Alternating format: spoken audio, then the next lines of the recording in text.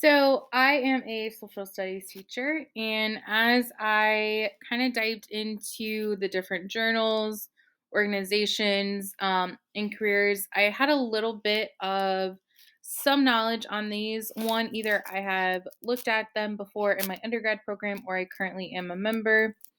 So for professional organizations, I actually was aware of the National Council for Social Studies Education in my undergraduate program. I won an award through them.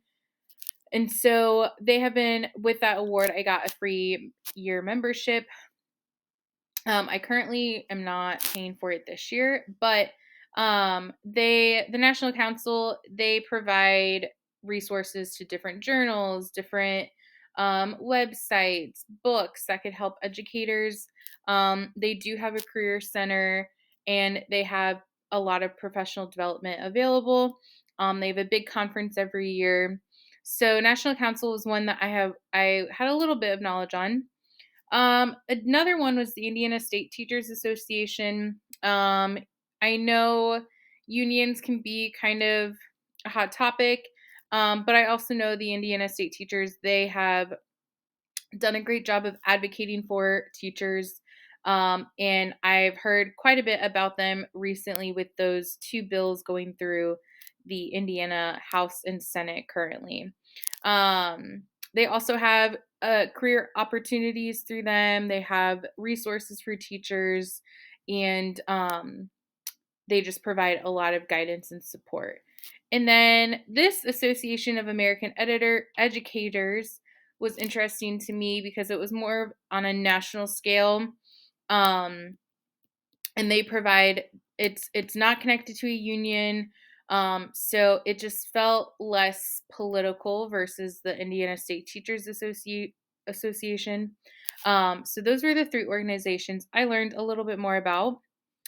And then a couple of journals. The first one was Education, Citizenship, and Social Justice. This was connected with the Sage Journal.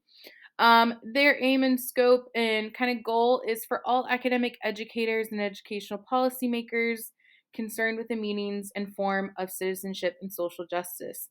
Citizenship and social justice are two of the things I really try to focus on within my classroom. So they had some really neat articles um, based around these two topics and these pillars to kind of help guide my curriculum making as I go forward. And then the American Educational Research Journal, this was kind of a broader one. It definitely had articles about teacher leadership, educational leadership. Um, it had research about like principals and the different types of leadership that we can see within schools.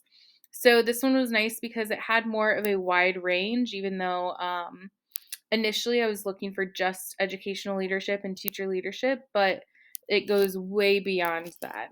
And it's very, very heavily backed up by research.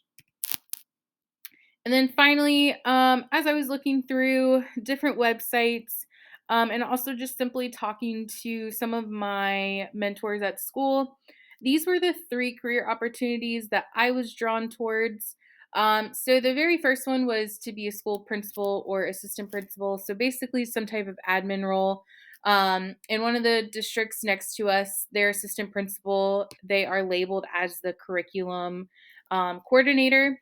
And so that was definitely something I thought about as I chose this program specifically. My principal mentioned that could be a great gateway if I want to transition into an admin role in the future.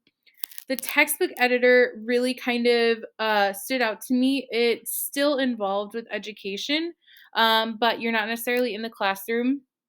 While I see myself staying in the classroom for a while, I do think it would be neat to kind of be in the background and to help form curriculum for other teachers so that students get the whole picture. I love writing, so this was something that I was drawn to. And then lastly, being a professor was it's always something that's kind of been on the back burner and that could lead to a lot of open doors.